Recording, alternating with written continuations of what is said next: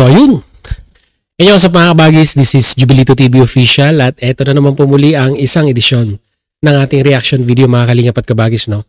Pero bago po lahat, syempre po, mega love shoutout mo kay Kuya Val Santos Matubang, kay Ate Edna Vlogs, kay Kalingap Rab, kay Roel of Malalag, Kalingap Netizens, Kalingap Subscribers, Kalingap Supporters, at lalong-lalo na po ang ating mga Kalingap Partners. Ayan po, mega love shoutout po sa inyong lahat. So ito na mga kalingap at kabagis, no? For today's reaction video, gawa lang po natin ng reaction at pagbibigay po ng ating opinion dito po sa napapanood ninyo sa ating likuran, no? Na KMGS na po si Kalingap Rab at ito pong magkambal na Australiano, no? Na nag-viral po sa Facebook page ni Kalingap Rab at dito nga po ay nakapukaw ng atensyon dito po sa isang napakalaking social media outlet sa Pilipinas, no? At ginawa ng interview, tinanong ang background ng magkapatid na ito at na-feature nga po din si Kalingap Rab dahil nga po sa pagtulong niya dito po sa kambal na ito, no? Nakakatuwa mga kalingap at kabagis, no? Dahil nga po hindi natin sukat akalain na talagang sa dinami-dami ng nai-content ni Kalingap Rab at natulungan ay ito pang magkapatid na ito na foreigner, no?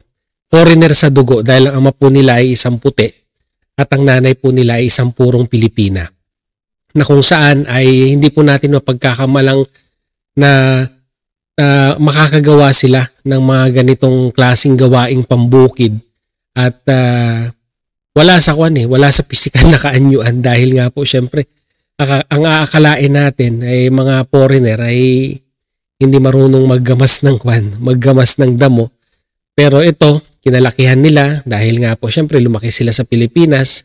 Nagkataon lamang na yung dugo ng tatay ay malakas. Siyempre po, puti po yan. At talagang kuhang-kuha yung DNA ika nga nung kanilang tatay. Well, anyhow, mga kalingap at kabagis, no? Ang re-reactionan ko lang dito, napakaganda, nakakataba ng puso, no? Dahil nga po, si Kalingap Rab ay na-feature na sa isang napakalaking social media outlet. At yan pa po yung GMA, no? At kay Jessica Soho pa. Pero mga kalingap at kabagis, ang sa akin lang, no? Para sa akin, para kasing sa bandang pinakahuli ng video na ito ay nanawagan po yung magkapatid or yung kambal. Kumbaga parang syempre po kulang yung pagkatao nila dahil nga po yung hindi pa nila nakikita yung kanilang tatay mula po sa pagkabata.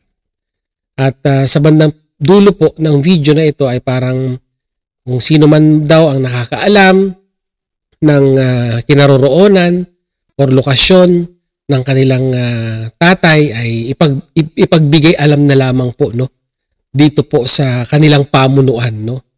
Ang sa akin lang parang nasaan na parang na-discredit para sa akin mga kalingap at kabagis si Kalingap Rab dito.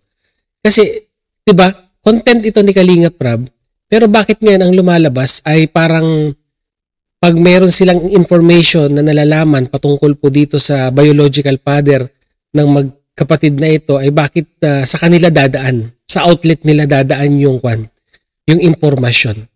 Di ba dapat kay Kalingap Rab? Dahil siya yung nagbablog nito, mga kalingap at kabagis, no?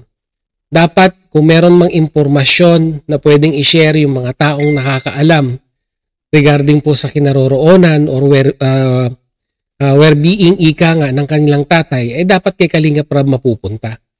Yun lang naman po ang pinagtataka ko dito. Although hindi ko po alam kung merong usapan si Kalingap Rab at ang GMA, kung sakali mang ganun man ay ipanawagan na rin, no? Kumbaga parang minsan kasi iniisip ko baka pumayag si Kalingap Rab na ganun nga po ang maging setup nila na ipanawagan at ikontakin ang outlet ng media outlet na ito. Kasi syempre po, mas malaki ang nare-reach out ng media outlet na ito. Kasi nga po, syempre, worldwide, ika nga, no? Mga kalingap at kabagis ang outlet na ito. So, sana nga, no, mga kalingap at kabagis ay matagpuan na yung tatay at makilala na once and for all yung pong biological father po, no? Nito pong si magkambal na Australiano, no? Para naman po matuldukan na yung question na matagal nang naglalaro sa kanilang isipan, no? Tsaka dito mga kalingap at kabagis, no? Parang sa akin lang muli sa akin lang, personal na opinion ko po ito, ay parang ang konti lang nung part ng interview kay Kalingap Rab, no? At syempre siya yung nagbo-vlog dito, siya yung may content dito. Parang bakit ang konti lang ang konti lang nung segment talaga, nakokontian ako, no? Yung sa interview kay Kalingap Rab dito, mga kalingap at kabagis, no? At least man lang kahit papaano ay medyo mahaba-abang interview para kung paano natuklasan yung magkapatid na ito at paano natutulungan ng Team Kalingap itong magkapatid na ito, ay sana ganun, no? Pero hindi pa nga yata umabot ng hindi pa umabot ng 1 minuto yung appearance ni Kalingap Rab dito sa segment or isa sa mga segment ng KMGS. Although, syempre po, by the end of the day, storyline nila yan, sila ang masusunod, ika nga, no? Pero hanggang sa akin, sana, para sa akin, feeling ko kasi parang na-discredit talaga si Kalingap Rab dito. Dahil parang yung pagkaka-discover niya at sabihin na nating nag-viral sa Facebook page ni Kalingap Rab ay parang ang lumalabas ngayon dito ay parang, di ba? Nakakakuha na ng mas malaking attention ngayon itong kambal na Australianong ito dito po sa mas malaking media outlet. Although, maganda yan, mga kalingap at kabagis, hindi naman ako kwan dyan hindi naman po ako nagdi-disagree dito po sa naging kwan nila. Kasi exposure din kay Kalingap Rab to. Dahil nga po nakilala na siya sa malalaking media outlet katulad po ng kanyang tatay dati na maraming beses na rin pong na-feature dito po sa GMA, no? So, I think, if I was not mistaken, this is the first time na si Kalingap Rab ay na-interview or na-segment sa isang malaking media outlet, no? Na katulad ng isang KMGS. By the end of the day, mga kalingap at kabagis, hindi natin alam kung ano yung naging usapan regarding nga po sa pagbibigay ng impormasyon kung sakali mang matagpuan yung magulang or yung tatay ng magkambal na Australianong ito.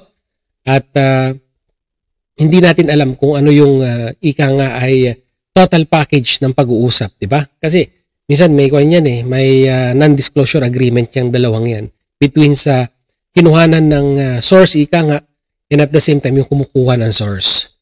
So, yun, mga kalingap at kabagis, yun lamang po ang ating masasabi dito, opinion reaction dito nga po sa naging pag-feature kay Kalingap Rab dito po sa isa sa mga pinakamalaking outlet, no? Actually, ang feature talaga dito ay patungkol dito sa kambal na Australiano, pero syempre po, napahapiawan din po si Kalingap Rab, which is malaking tulong po, no? Para makilala pa siya lalo sa buong mundo. At yung kalidad ng pagtulong ng Team Kalingap sa buong mundo ay talagang unquestionable na talagang kilalang-kilala na. Hindi lamang po sa Pilipinas, bagkos sa buong mundo. So yun, mga kalingap at kabagis, yun lamang po ang ating reaction video for the day. Mag-comment po kayo sa ating comment section kung ano naman po yung masasabi, opinion, reaction dito nga po sa pagka-feature ng magkambal na Australianong beneficiary po ng Team Kalingap. So yun, mga kalingap at kabagis, hanggang dito na lamang po. This is Jubilito TV Official. Proud member po ng Team Kausap ng Karepa Year 2024. As I always say, mga kalingap at kabagis, peace, God first. God bless po. Bye!